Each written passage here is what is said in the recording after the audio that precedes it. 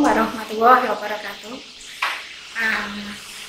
Apa kabar mahasiswa Universitas Pandan Aran yang saya cintai dan saya banggakan? Perkenalkan, nama saya Retno Sulandari. Saya pengampu mata kuliah Bahasa Indonesia.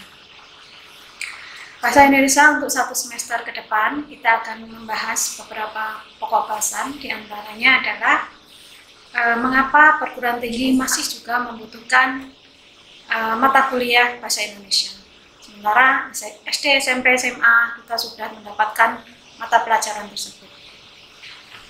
Hal ini dikarenakan beberapa komunikasi ilmiah yang ada di akademisi Universitas Pandan Aran sangat membutuhkan bahasa Indonesia, terutama bahasa Indonesia yang baik dan benar. Yang kedua, kita akan membahas tentang terdapat berbagai jenis karangan ilmiah yang ada di Sivitas Akademika.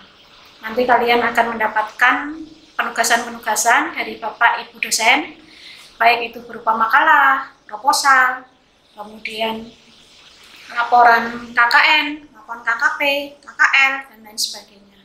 Yang tentu saja itu juga membutuhkan keahlian kita dalam berbahasa Indonesia. Yang ketiga, pembahasannya adalah kita akan membahas juga rekam bahasa Indonesia di perguruan tinggi.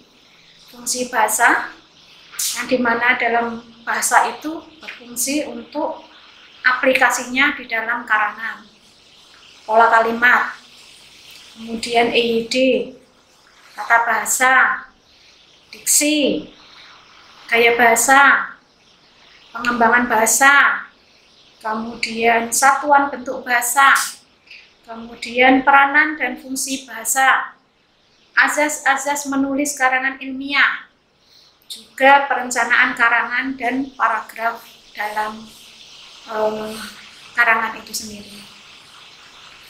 Selanjutnya, kita juga akan membahas tentang jenis-jenis karangan, di mana karangan itu ada yang sifatnya menurut sifatnya dan menurut tujuannya. Kalau menurut sifatnya itu ada karangan yang fiksi dan non fiksi. Tapi kalau dengan menurut tujuannya, karangan itu bisa untuk tujuan proposal, untuk mengunduh hibah, untuk tujuan menyelesaikan tugas-tugas dari para dosen dan lain sebagainya. Kemudian kita akan membahas juga EYD dan tata bahasa dalam karya ilmiah. Dalam karya ilmiah, kita tidak bisa lepas dari keahlian skill kita dalam memilah dan memilih diksi apa yang cocok untuk karangan kita atau karya ilmiah kita. Selanjutnya juga kita akan bahas tentang pengembangan korpus Indonesia, di mana dalam perkembangannya sebuah pengkloningan bahasa itu akan membuat banyak ragam yang ada untuk memperkaya karya-karya kita dalam bidang buku, jurnal, majalah, koran, artikel, dan sebagainya. Yang tentu saja pengkloningan bahasa ini fungsinya masih juga akan mensupport kita, menstimuli kita untuk membuat sebuah karya ilmiah yang sangat bermutu. Kelak harapannya tentu saja karya ilmiah tersebut diakui secara nasional dalam bentuk mungkin kita nanti akan lolos hibah, atau dalam bentuk internasional mungkin akan termuat di jurnal secara internasional. Dan itu akan tentu saja menaikkan nama baik universitas kita, Universitas Pandan Aran, di mata internasional. Kemudian bahasan selanjutnya adalah satuan bentuk bahasa dalam karya ilmiah, di mana di sini terdapat fonem, morfem, kata, frase, klausa, kalimat, dan wacana. Selanjutnya, asas-asas menulis karangan ilmiah dan perencanaan karangan, di mana syarat untuk sebuah karangan ilmiah itu adalah di situ harus terdapat clarity, akurasi, dan ada brevity. Clarity di sini adalah kejelasan, kemudian akurasi adalah keakuratan, dan brevete adalah keringkasan sebuah karangan. Selanjutnya, nanti kita akan membahas tentang susunan proposal yang baik, yang efektif, yang efisien itu yang bagaimana. Sehingga ketika orang membaca, pemberi dana membaca proposal kita, nanti akan terstimuli untuk memberikan hibah atau dananya kepada kita karena proposal kita dianggap sangat bermanfaat untuk pengembangan kemaslahatan atau kesejahteraan masyarakat secara luas.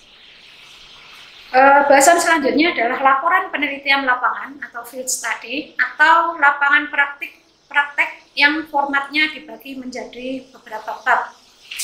Selanjutnya, tahap-tahap penulisan karya ilmiah.